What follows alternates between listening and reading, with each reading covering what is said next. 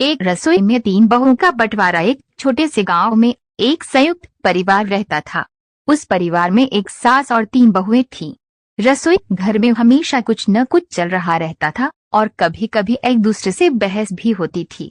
हर बहू को अपनी अपनी रसोई में काम करने का तरीका था और वे अपनी अपनी शैली में खाना बनाना चाहती थीं। ये बात सास को बहुत करने लगी, क्योंकि वह चाहती थी कि सभी बहुएं मिलकर एकजुट होकर काम करें।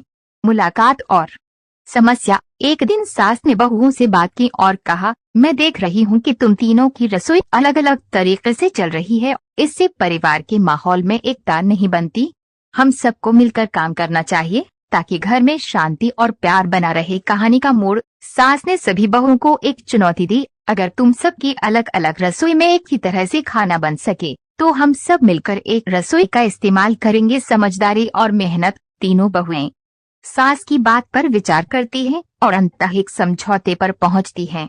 एक ने मसालेदार खाना बनाने की कला अपनाई, दूसरी ने सादगी से स्वादिष्ट व्यंजन बनाने का तरीका सीखा और तीसरी ने समय की बचत करते हुए जल्दी और स्वादिष्ट खाना बनाने की कला सीखी। वे सभी एक दूसरे के तरीकों से कुछ नया सीखती हैं और एक नई ऊर्जा के साथ काम करने लगती हैं। कहानी का निष्कर्ष। कुछ समय बाद सास ने देखा कि उनकी बहुएं अब न केवल एक ही रसोई में काम करती हैं, बल्कि वे आपस में एक दूसरे की मदद भी करती हैं। घर में शांति और समृद्धि आई और परिवार में प्यार का माहौल बन गया। सीख। ये कहानी हमें ये सिखाती है कि एकता में बहुत ताकत होती है। जब लोग आपस में समझदारी और सहयोग से काम करते हैं तो कोई भी मुश्किल हल हो सकती है।